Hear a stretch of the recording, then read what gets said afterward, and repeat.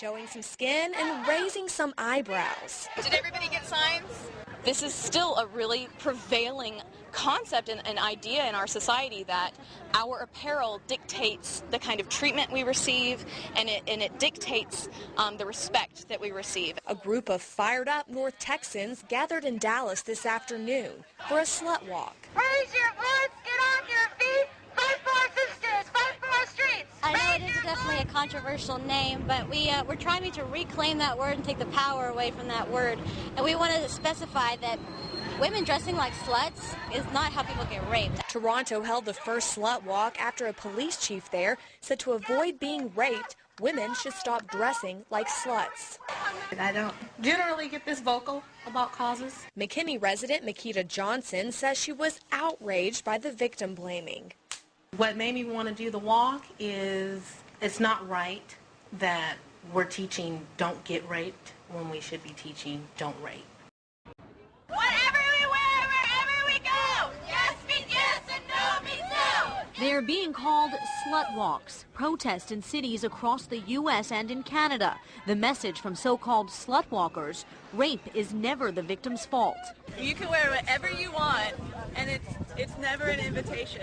The emphasis of blame should be placed where it belongs, on the rapists, on the perpetrators, on the people who commit assault, never on the people who experience it. The international protest began in Toronto, sparked by a police officer's comments at York University after a number of sexual assaults on campus. During a safety forum, Officer Michael Sanguinetti reportedly said, quote, "You know, I think we're beating around the bush here. I've been told not to say this. However, women should avoid dressing like sluts in order not to be victimized." Well, right away I knew the comment was just completely inappropriate. It's just backward thinking and we can't stand by it. Joey Hoffman was one of only 10 students at the forum, but word spread quickly, and within months, 3,000 protesters marched to the Toronto Police Department. Victims should never be blamed for their victimization, and I hope it's a good learning opportunity for some of my young officers. So-called slut walks were then held in Ottawa, Ontario, Dallas, Texas, and Asheville, North Carolina. We talked to young women and men here on Hollywood Boulevard. I see his point, because like if I see, like a girl like all hoochie-fied, I'll be like, oh, okay, some guys and be like, oh, let me go and talk to her. She's probably a prostitute. Women should be able to wear whatever they want to wear, and no means no. Some say they see the Toronto officer's point, but in the end they all agree, never blame the victim. And this protest is really catching on. There are several more so-called slut walks planned for cities throughout the United States, including San Francisco. None planned yet for here in Los Angeles. We should mention that police officer has been disciplined and he has since apologized. An international protest movement has erupted after a Toronto police officer reportedly made a flippant comment back in January. Now, word is the officer said that women could avoid being raped by not dressing like sluts. Now, he's since apologized, but the reaction has been fierce. In response, those angered by the comments formed, quote, slut walks. Now, the first protest was in April in Toronto. Since then, people in other cities have taken up the cause. This past Saturday, about 2,000 protesters took to the streets of Boston. Now, it wasn't the first protest. It won't be the last, as others are already being scheduled. Joining me now with reaction are Grammy Award-winning artist Rebecca St. James and Fox News contributor, the one and only Tamara Holder. Guys, good to see you. Thanks for being here. Hi, Sean. Hi, Sean. All right, so I think we all agree. At least I would assume we agree. I don't think you can ever blame the victim. Ever. No, I mean, never. period, end of sentence. I don't care if it's late at night, they're in a bad neighborhood, what they're wearing, if they're naked. No means no. We all agree on that? Yep. Yes, absolutely. All right. So the officer apologized here. Tamara, should that officer be forgiven? He didn't actually apologize, Sean. He was on campus, and he was supposed to teach these women about their dangers of being a woman on campus. He said that he was sorry that he offended some people. But the greater issue here is that there is an attack on women in general. Just because you're dressed provocatively does not mean that you welcome an abuser.